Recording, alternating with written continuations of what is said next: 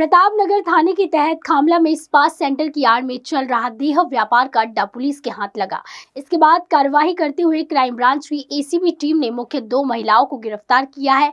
इस दौरान इन महिलाओं के चंगुल से 4 महिलाओं को मुक्त कराया गया है।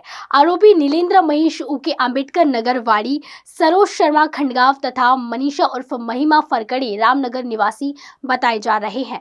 आरोपी खामला के सत्य साई अपार्टमेंट में स्पा के नाम से 2 साल से देह व्यापार का अड्डा चला रहे थे। ग्राहक को प्रवेश देने के बाद वहां एक्स्ट्रा सर्विस का झांसा देकर उनसे अतिरिक्त रुपए भी लूटते थे, ऐसी जानकारी मिली है। रिहायशी परिसर में धड़ल्ले से चल रहे इस अड्डे से परिसर के नागरिक भी त्रस्त हो चुके हैं। ताजा कार्यवाही में आरोपियों के खिलाफ प्रतापनगर थाने में पीठा के तहत मामला दर्ज किया गया है। पोलीस ठाणे राणा अंतर्गत खामला इथे अमंजना स्पा इथे अवैधरित्या देह व्यापार चालतो अशी माहिती क्राईम ब्रँचचे एसएसबी पथकाला प्राप्त झाली होती।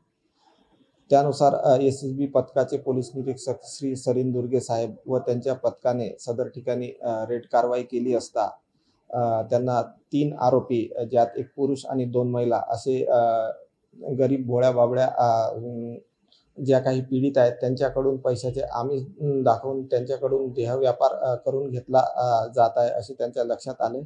त्यांनी पंटरद्वारे रेड कारवाई करण्यात आली आणि त्याच्यानुसार त्यांनी पोलीस स्टेशनला लेखी रिपोर्ट दिला। पोलीस उपनिरीक्षक श्री महेंद्र थोटे यांच्या लेखी तक्रारीवरून पोस्टेला कलम 3457 पीटा ऍक्ट अन्वये गुन्हा दाखल करण्यात आलेला आहे। आरोपी यांना अटक करण्यात आलेली आहे आणि सदर गुन्ह्याचा पुढील तपास पोलीस निरीक्षक श्री बोराडे करीत आहेत।